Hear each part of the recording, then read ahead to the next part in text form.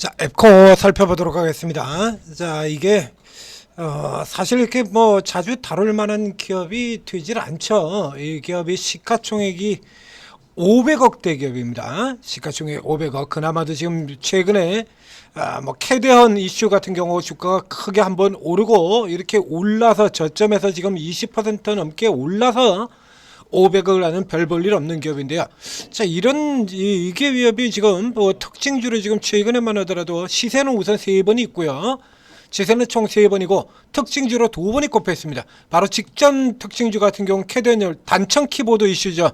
이때 제가 상당히 부정적인 의견을 드린 바 있었고요. 그 앞에 7월달 같은 경우에는 자, 7월달 같은 경우는 아무 이유 없이 주가가 상한가까지 장 초반에 상한가 들어갔다가 뱉어버리는, 그러니까 주로 이제 세력 형태로 보이는 거죠. 여기도 있고요. 25% 그리고 꼬리 달고 빠지고, 여기 같은 경우에도 19% 올라갔다가 꼬리 달고 빠지고, 오늘도 꼬리 달고 빠지고 그렇습니다.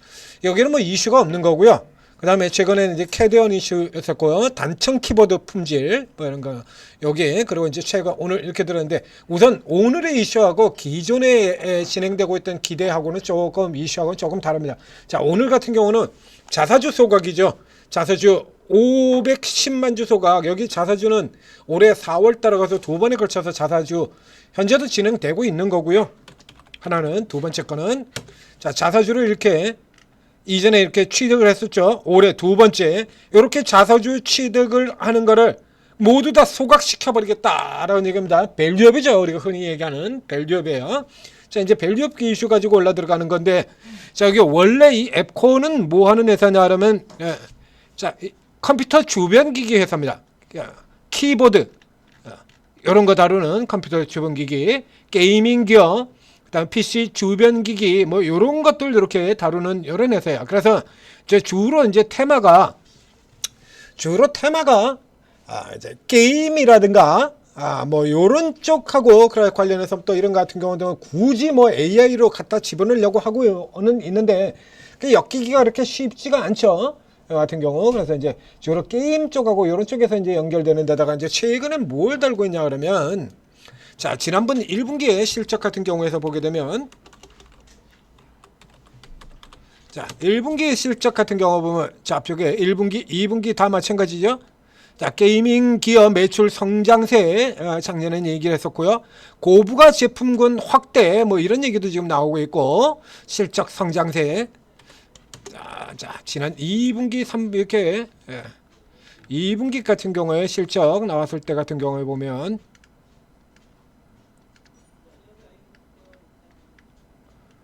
스마트 스쿨 사업부가 11배 성장을 했다. 어마어마하게 커진 것처럼 이렇게 얘기가 나오고 있죠. 그래서 매출액 전년비 19% 그래서 지금은 이제 요거 계속해서 얘기를 하고 있고요. 요거 이전에 이 회사에서 항상 얘기를 하고 있는 부분이 있는데, 이게 뭐냐라고 얘기하면, 자, 오늘 같은 경우에 지금 오늘의 경우에, 자, 여기 볼까요? 이건 저 앞쪽에 작년에도 이런 얘기를 했었고요. 작년에는 회사 기업 가치는 정말 좋은데 시장이 주식시장이 침체돼가지고 주가가 제대로 안 나와가지고 그러고 이런 얘기하고요. 지금 같은 경우도 보면 현재 기업 가치와 주가가 지나치게 저평가되어 있다. 자, 우선 회사가 의지를 가지고 당기려고 한다. 요거는 맞습니다. 요건 팩트예요. 시장의 우려를 불식하고 요거는 일단 팩트가 맞고요. 그러니까 밸류업에 긍정적인 기대한다. 요까지는 팩트가 맞아요.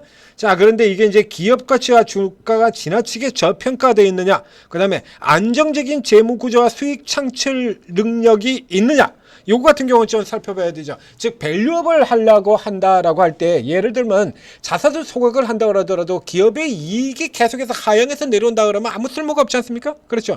이게 밸류업을 한다는 건 기업의 이익이라든가 매출 성장이라는 게 어느 정도 이루어지는 상태에서 주가가 저평가돼 있을 때 그때 밸류업을 시켜야지, 이익이 계속 뒤로 빠꾸 해서 올해 적자 내년에도 적자라는가, 아니면 계속해서 역성장으로 매출이 계속 밑으로 내려간다는 거, 거기서 자사주가 지금 10%를 없애는 겁니다.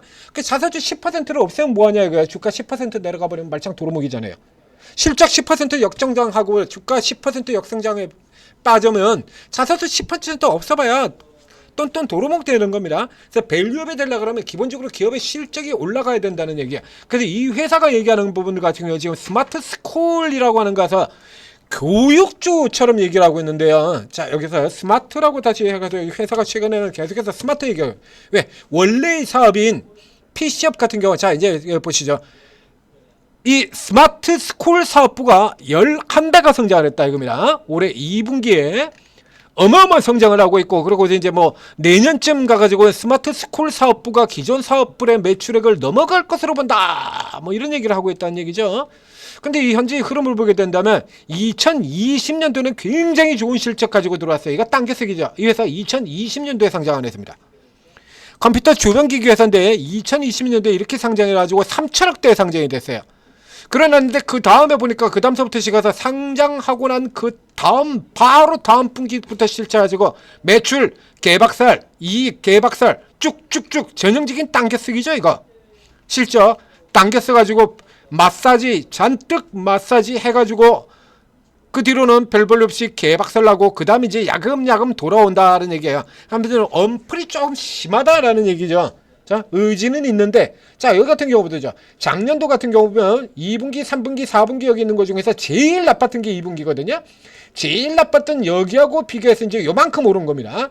여기서 그 스마트 콜스 사업부가 11배가 성장을 했다 그러면 나머지 기존에 하고 있는 게이밍 분야, 이쪽 분야 같은 경우 PC 주변기기가 되는 상태에서 스마트 스쿨이 11배가 올랐다라고 하면, 그럼 기대할 만하죠.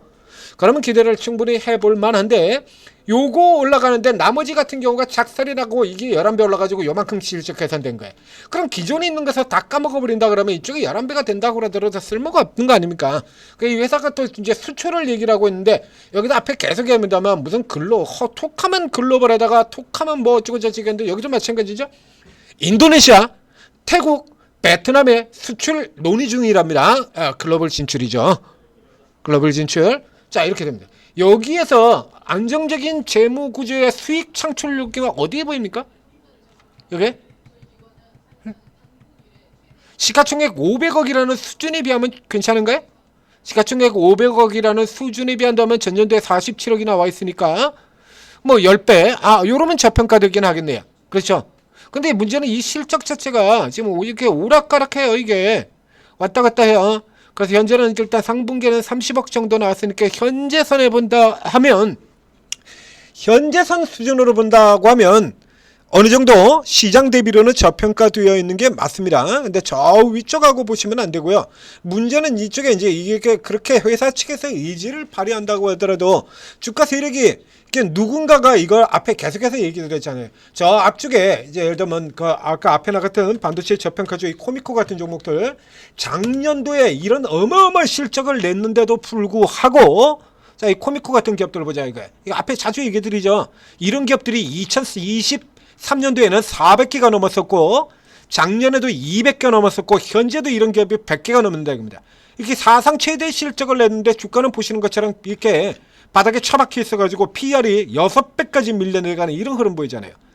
아무리 좋아도 수급 시력이 이게 세력 안 들어오면 게임 끝이라는 얘기입니다. 그래서 이런 케이스 같은 경우에는 워낙 덩치가 작기 때문에 사실 기관이나 외국인이나 이런 쪽에서 들어오기는 조금 어렵죠. 그러면 이제 이 일부 개인 세력들이라도 이거 이제 이런 재료가 나왔을 때 이거 당겨가지고 회사 쪽에서는 어쨌든 간에 의지를 보이고 있는 건 맞아요. 이 조그만 기업이 자사주를 60억씩이나 500만 주씩이나 자사주를 빼겠다라고 얘기를 하고 이제 실적 같은 경우도 내려갔다 살금살금 돌아 나오고 있는 분야도 어느 정도 실적에 반영이 되고 있다면 올라가는데 수급이 안 되죠. 수급이. 그래서 계속해서 한탕 해먹기 형태로 가고 있다는 얘기예요. 그래서 이런 케이스 같은 경우 엄청나게 성장하고 있는 것 같지만 사실 알고 보면 이런 형태가 굉장히 많죠. 이거 같은 경우도 그렇고요. 그래서 교육주로 지금 얘기를 하고 있는데 이거 교육주는 아니에요. 이거 교육주는 아닙니다. 디지털 교과서를 도입하려는 나라들과 수출 이렇게 하면은 거의 교육주처럼 되겠지 않습니까? 근데 이건 뭐 하는 회사냐라고 하면 이건 지금 새로 하고 있는 게 디지털 기기 충전 보관함이야. 우리 학교 가면은 애들 맨날 휴대폰만 하고 있으니까 휴대폰 내라 그래가지고 이게 박스 같은 데다 그래가지고 쭉 휴대폰 담아가잖아요. 그래서 이렇게 담아가지고 여기다 이렇게 놔두고 있으면은 휴대폰 방전돼버리고 그리고 보관도 해야 되고 그러니까 보관 겸 충전을 다 하는 그런 제품을 만들었다 이거. 그러니까 팔려 나갈 수는 있죠. 그런데 그거하고 디지털 교과하고 관계가 없죠. 휴대폰 보관함하고 휴대폰 보관함을 어디다가 납품을 해? 학교에다 납품한다 그래서 교육주라고 하는 겁니다. 이거 앞에 이런 케이스도 수없이 많이 봤었죠. 로봇 회사가 청소용 로봇을 만들어가지고 반도체 회사에다 납품하면 반도체가 돼버립니까? 로봇 회사가 그럼 이게 이성 로봇 만들어가지고 삼양식품에다가 납품을 하면 라면주가 되는 거겠네요? 이런 핵연 논리를 세우는 거나 마찬가지죠. 그래서 이 새로운 분야들 같은 경우가 어느 정도 이게 가능성이 있어요. 그렇지 않습니까? 충분히. 그래서 제품의 가격 경쟁력만 논다 그러면 꼭 이거 하나씩 그거 해가지고 놓으면 안전하게 충전도 되고 보관도 하고 괜찮다 이거죠. 괜찮다 이거. 그리고 이 현재 상태라 그러면 요거는 가능하겠지만 현재의 이 흐름 자체로는 500억 정도의 시가총액이라 그러면요 이게 저평가라고 해도 사실 딱히 저평가라고 얘기할 만한 계제가 못 되는 시가총액이에요. 그래서 이제 지속적으로 들어오는 수급이 부족하다. 이것이 이제 약점이 되겠습니다. 안 보죠. 없어요. 지금 이건 아무도 지금 올해 같은 경우도 지금 거래가 늘어났는데 결국에 단타에 그치는 거고요. 저 앞쪽에서 단발 단타고요. 그 앞에도 550만 주 나왔지만 단타고요. 단발로 전부 단발로 먹고 친다죠. 그 앞엔 2천만 주도 있고 1,400만 주도 있고 1,000만 주도 있고 그렇습니다.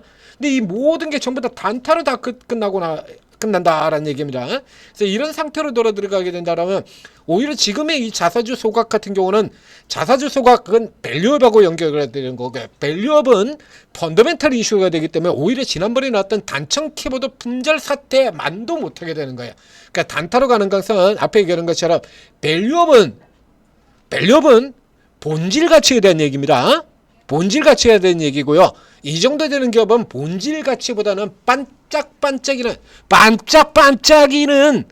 화려한 스파크 재료에 오히려 더 강력하게 반응하게 되어 있죠. 바로 다음에 이어질 종목 같은 케이스입니다.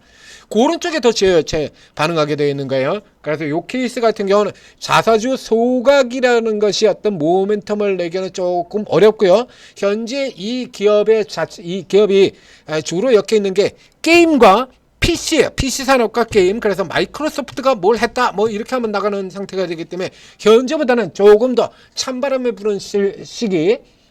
자, 아주 추워는 시는 지금 게임 같은 경우가 이제 성수기가 그렇게 들어갑니다. 그래서 지금 같은 경우도 최근에 이 하이브 자회사 같은 경우도 아키텍트라고 새로운 게임 내놔가지고 TV에서도 광고 나오고 있죠. 이번 주말에 여러분들 TV를 보셨다면 배우 유승용이 나와가지고 광고하는 거.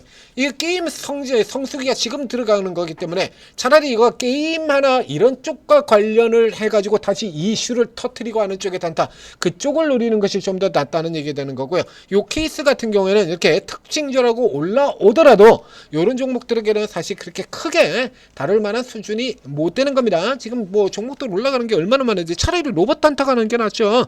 그래서 뭐 단타 종목들이 여러분들이 잘 보이지 않아서 잘 모르겠다라고 하면 특징주로 떴다고 해서 무조건 들어가지 마시고 전재투자TV 특징주 웬만한 종목들 다 분석 다 해드리고 있습니다.